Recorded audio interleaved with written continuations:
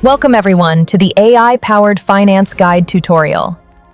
Today, I will show you how to create your account on AIPF. To begin, you must have a referral link from the person who invited you.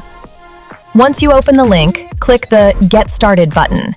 Next, press Connect and select the wallet you prefer to use. Proceed with the wallet connection and verification process.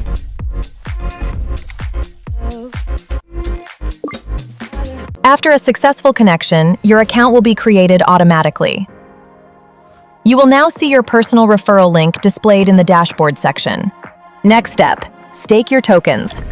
First, navigate to the swap section. Enter the amount of USDT you want to convert into AIPF tokens for staking.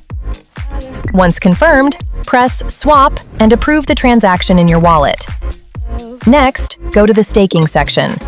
Here, you can choose a staking period: 24 hours, 45 days, 90 days, 180 days, or 360 days. For this demonstration, I will choose the 360-day staking plan. Click Stake. Enter the amount of AIPF tokens you wish to stake and confirm by pressing Stake again.